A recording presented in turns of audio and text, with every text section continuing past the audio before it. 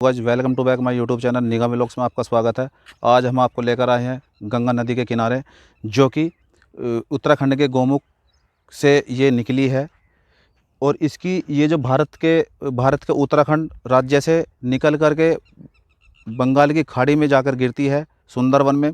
और इसकी जो लंबाई है 2525 किलोमीटर की है। जो ये दूरी तय करती है अपनी 2525 किलोमीटर की दूरी तय करती है। और ये बरसात के महीने में अपना बहुत ही विकराल रूप ले लेती है। ये भगीरथी और अलकनंदा से मिलकर ये बनी है। हम आपको अंदर ही गंगा नदी के बिल्कुल नज़दीक ही जाकर आपको दिखाएंगे इसका जल कैसा है। ये देखिए, इसका जल बहुत ही स्वच्छ और बहुत ही साफ़ है। इसका जल जो कि भारत की बहुत ही महत्वपूर्ण नदी है। ये जहाँ तक भी आपको नज़र आएगी वहाँ तक आपको जल ही जल दिखाई देगा। और बरसात के महीने में तो आपकी निगाह ही वहाँ तक जाएगी जहाँ तक जल है, जल ही जल नज़र आता है यहाँ पर।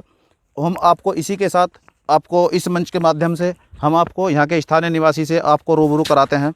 आइए, आप भाई साहब यहीं के रहने वाले हैं? हाँ जी, यहीं के रहने वाले। क्या नाम है आपका? मदन। मदन नाम है आपका। कहाँ के रहने वाले हैं आप? कुंडा ग्राम भगवानपुर, तहसील महाना, जिला मेरठ, यूपी। यूपी।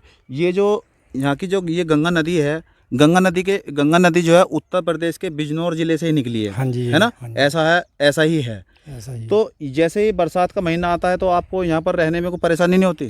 परेशानी तो होती है, जल आता है। यह जहाँ पे हम यहाँ पे खड़े हैं यहाँ पे जल हो जाता है, गाँव के किनारे तक जल ही जल हो जाता है। अच्छा, तो यहाँ से लोग पलायन करने लगते हैं? प्लान करते हैं, डर तो होता ही है। डर तो होता है। तो यहाँ पे ये ठोकर लगा दी जिसे बोलते हैं बांध। हाँ, ये बांध लगा बांध की वजह से गाँव बच गया, नहीं तो गाँव बचने वाला नहीं तो गाँव बह जाता है।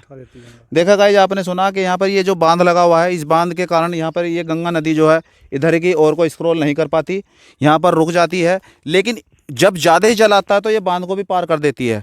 तो उसके कारण लोग यहाँ से पलायन करते हैं। बने रहिएगा हमारे यूट्यूब चैनल के साथ और नई नई वीडियो देखने के लिए हमारे चैनल को सब्सक्राइब करिएगा, लाइक करिए और शेयर करिए। धन्यवाद।